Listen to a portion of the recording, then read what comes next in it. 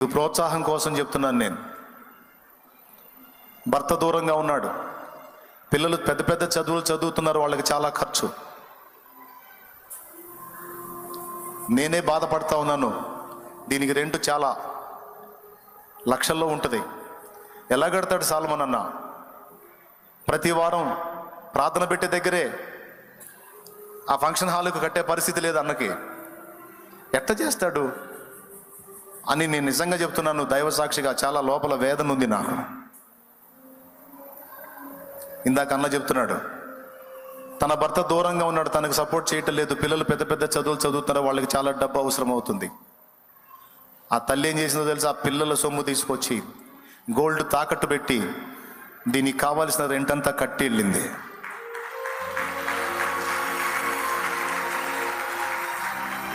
Gold తాకట్టు పెట్టి దీనికి కావాల్సిన రెంట్ కట్టిందండి బిడ్డ. కన్నీళ్ళు వస్తున్నాయి నాకు తలుచుకుంటుంటే, ఏడుపు వస్తుంది. అంటే మిమ్మల్ని ఏమని చేయమని కాదు నేను చెప్తుంది, త్యాగం. నా హృదయమే ఇంత అల్లాడిపోయిందంటే నా తండ్రి ఎంత సంతోషపడి ఉంటాడు, నా తండ్రి ఎంత ఆనందపడి ఉంటాడు. త్యాగం కనపడుతుంది. ఈరోజు ఈ పరిచర్య జరుగుతున్న దానిలో ఆల్రెడీ వెంబడిస్తున్నటువంటి బిడ్డలారా, అన్న కోఆపరేట్ చేస్తున్నారా? మీ వంతు తోడ్పాటు అందిస్తున్నారా? పరిచారకులారా, ఆయన ఇబ్బంది పెట్టకుండా విధేయత కలిగి నడుచుకుంటున్నారా? దైవజనుని ఇబ్బంది పెడుతున్నారా? నీ క్రియలతో మాటలతో సరిదిద్దుకుందాం. దేవుడు నీకు ఇచ్చిన పని నమ్మకంగా నువ్వు నెరవేర్చాలి. బిడ్డలారా, నీకున్న దానిలో జరుగుతున్న పనికి నీ వంతు తోడ్పాటు అందించాలి. సువార్త ప్రకటించబడుతుంది, ఆత్మలు రక్షించబడుతున్నాయి, అందులో నా వంతు సాయం.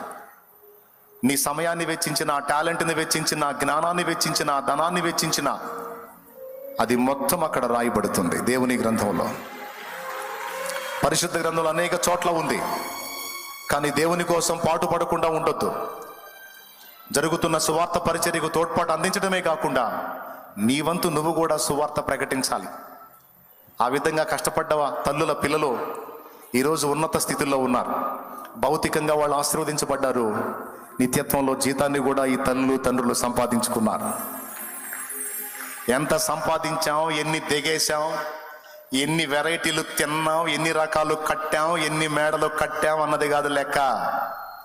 ఇక్కడ ఎన్ని త్యాగాలు చేశాం, అక్కడ ఎంత సాధించాం, ఎంత సంపాదించాం అన్నది లెక్క.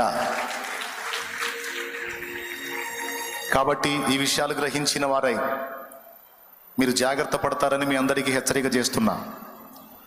కాళ్ళు చేతులు బెండ్ అయిపోయి అవిటి వాళ్ళుగా ఉన్న వాళ్ళే అంత కష్టపడుతుంటే మరి దేవుని కోసం మనం ఎంత కష్టపడాలి? అన్నీ బాగున్నాయి మనకి అవయవాలన్నీ. కొంతమంది లవ్ ఫెయిల్ అయిందని చస్తానంటారు. అరే, మోసం చేసినోడు మోసం చేసిన దానికోసం నువ్వు చావటం ఎందుకు?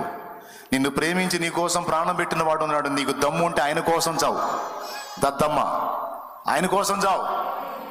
నిన్ను ప్రేమించి నీ కోసం ప్రాణం పెట్టి నీ కోసం నిత్య స్వాస్థ్యాన్ని సిద్ధపరిచిన ప్రభు ఉన్నాడు, ఆయన కోసం చావు. దానికి జీతం వచ్చింది. ఆయన సేవలో చావు, ఆయన పనిలో చావు. ఎవరో ఒక పనికి మాలినోడు మోసం చేశాడు, ఒక పనికి మాలింది మోసం చేసిందని నేను చేస్తాను పనికి మాలిన మాటలు. క్రీస్తు కోసం బతుకు, ప్రభువుకి జీవితాన్ని అంకితం చేయి, దేవుని కోసం ఫలించు. ఇక్కడ ఉన్న బిడ్డలందరూ జ్ఞానవంతులు అనుకుంటున్నాను, వాక్యాసక్తి పరులు అనుకుంటున్నాను. ఎందుకంటే ఇంతమందిగా మీరు కూడొచ్చారు దేవుని మాటల కోసం ఆశపడి. పోగొట్టుకోవద్దు. తీర్మానం చేయి. ఈరోజు దేవునితో కన్నీళ్లతో అడుగు, అవును దేవా, నా టైం వేస్ట్ చేసుకుంటున్నాను, నా కాలం వేస్ట్ చేసుకుంటున్నాను. ఈరోజు నాకు స్ట్రైట్గా మాట్లాడావు, నా కర్తవ్యం నాకు బోధించావు, నేను ఏది మిస్ అవుతున్నానో నాకు స్పష్టపరిచావు. Thank you lord. నాతో మాట్లాడినందుకు నీకు వందనాలు. నేను దిద్దుకుంటా దేవా, నేను సరి చేసుకుంటా దేవా, నీ సేవ చేస్తా తండ్రి. నేను ప్రకటిస్తా దేవా, నిన్ను గురించి లోకానికి ప్రకటిస్తా. కాళ్ళు చేతులు బెండైన వాళ్ళు చేస్తుంటే అన్నీ బాగున్నా నేను చేయకపోతే న్యాయము కాదు. ఆత్మల్ని రక్షిస్తానయ్యా, నీ దగ్గర మెప్పు పొందుతానయ్యా. నేను భళా నా కుమారుడా, భళా నా కుమారి అనిపించుకుంటా దేవా. నేను నన్ను బలపరచు, నన్ను అభిషేకించు, నాకు అవకాశాలు ఇవ్వు, నాకు వెసులుబాటునివ్వు. ఇబ్బందుల్లో ఉన్నాను, అప్పుల్లో ఉన్నాను, ఆర్థిక సమస్యల్లో కృంగిపోతున్నాను, వాటి నుంచి నాకు విడుదలివ్వు. అవి ఉన్నప్పటికీ నడుం కట్టి చేస్తా నీ సేవ. వాటి నుంచి విడిపించు, ఇంకా పూర్తిగా నీకు అంకితం అవుతా. నన్ను బలపరచు దేవా అంటూ కన్నీరు గార్చు దేవుని ముందు. దేవుని అడుగు బిడ్డ, కళ్ళు మూయి, ప్రార్థన చేయి. హల్లెలూయా, హల్లెలూయా. సేవకులు కూడా అడుగుదాం. సత్యము నేను ప్రకటించాలి. సత్య సంబంధమైన పునాది మీద సంఘమును కట్టాలి. వాక్య సారాంశ సత్యమును నేను ఎరిగి బిడ్డలకు బోధించాలి. మరి నాకు దేవుడిచ్చిన ఆత్మలకు సంపూర్ణతను నేర్పాలి.